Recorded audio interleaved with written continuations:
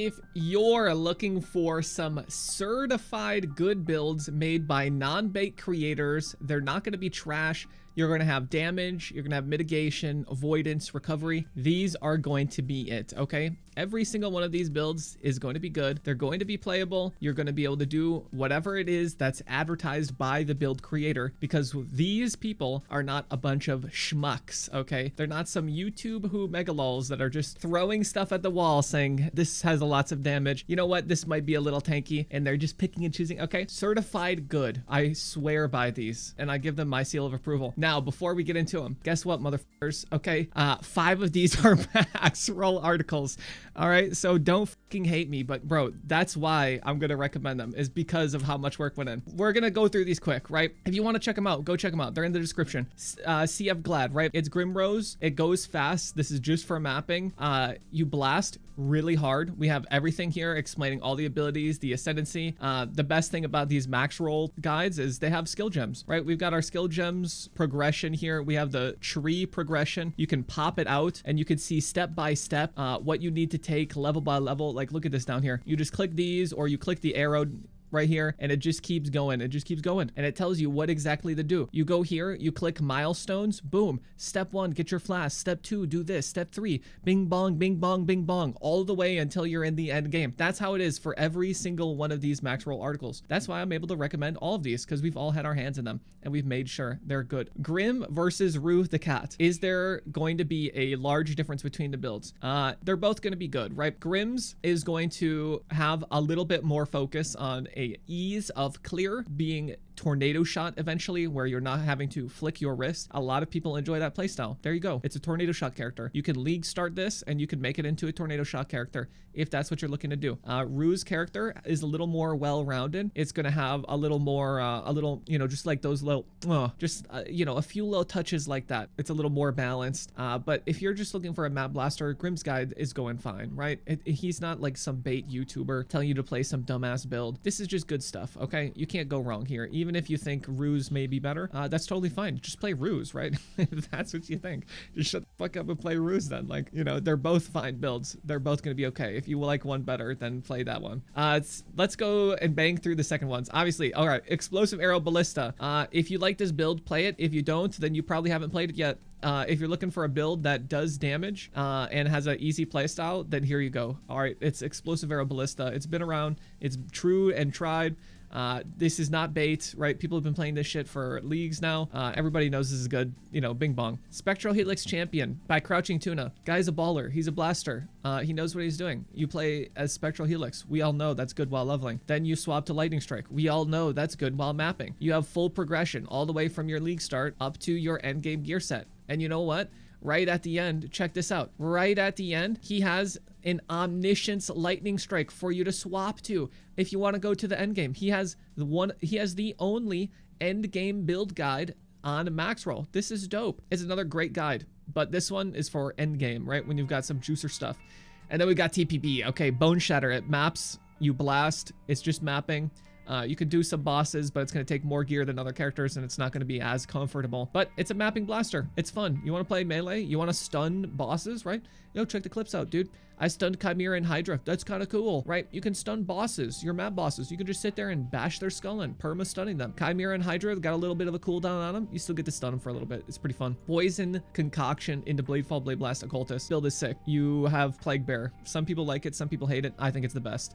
Plague Bear is a circle that does damage. Occultist is an ascendancy that has explosions.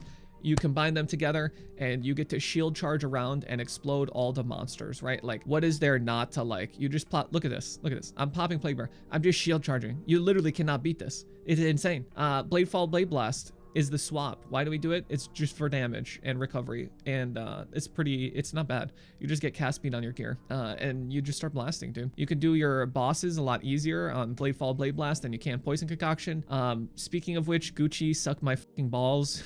You subtweeting little beta. But yeah, okay, you know, the Gucci tech, or the Jung tech, the drip feed tech to TPB tech, okay? Yeah, Bladefall, Blade Blast can do bosses, all right, you little fucker. But is it going to be doing bosses like a bosser? No. Should you think of this as a bosser? No.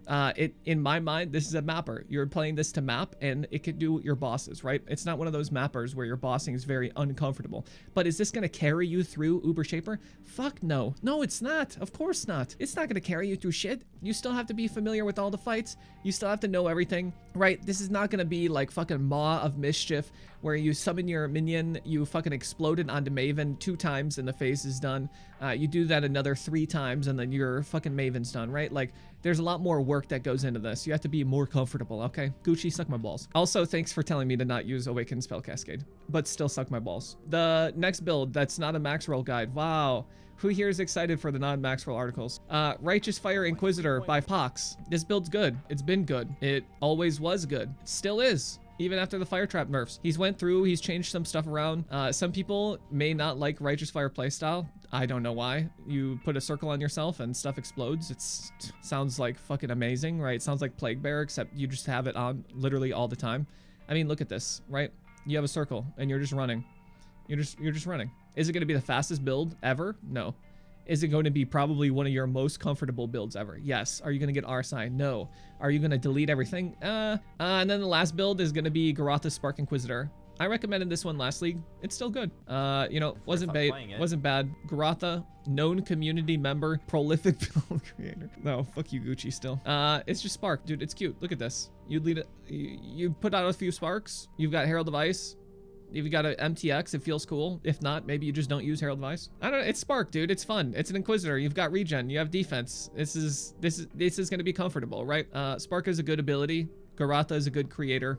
So fucking bing bong, okay? If you see other builds out there and they're recommending really weird stuff that you've never heard of, that nobody that you've ever seen is playing, and like, you know, all this stuff, like I've seen some really weird builds in these top 5 videos. Some really weird shit, right? If you've never seen anybody recommend that build before, it's probably for a good reason. There's probably a reason why nobody else is playing on hit explosive arrow Slayer.